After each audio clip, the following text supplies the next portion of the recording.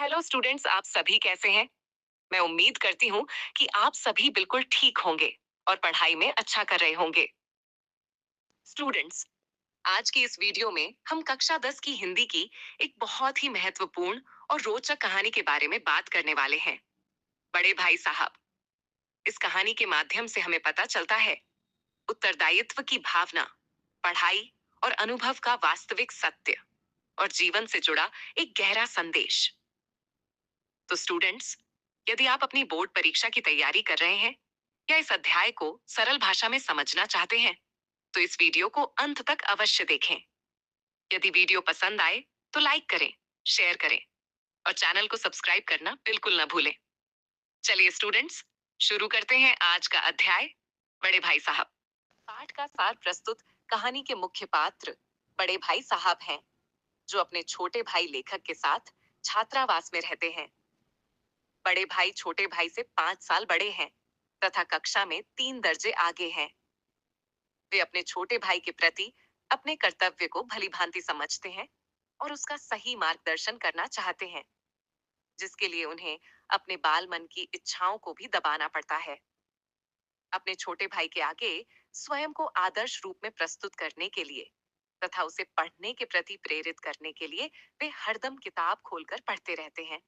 किंतु फिर भी वे 2 बार अपनी कक्षा में फेल हो जाते हैं, जिसका सारा श्रेय वे शिक्षा प्रणाली को देते हैं।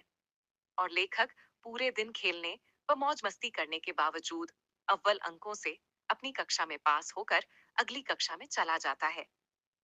लेखक को अपने ऊपर घमंड होने लगता है और उसे लगता है कि अब बड़े भाई उससे कक्षा में केवल 1 दर्जा ही आगे हैं, तो उनको उसे डांटने का अधिकार भी कम हो गया है।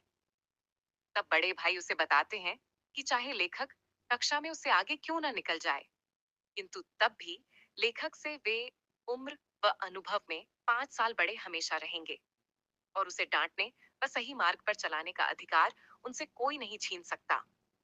पुस्तकीय ज्ञान से अधिक अनुभव के महत्व को समझाने के लिए वे दादा तथा हेडमास्टर जी का उदाहरण उसे देते हैं, जिसे सुनकर लेखक को अपनी गलती व लघुता का एहसास होता है और वह बड़े भाई साहब के सामने नतमस्तक हो जाता है।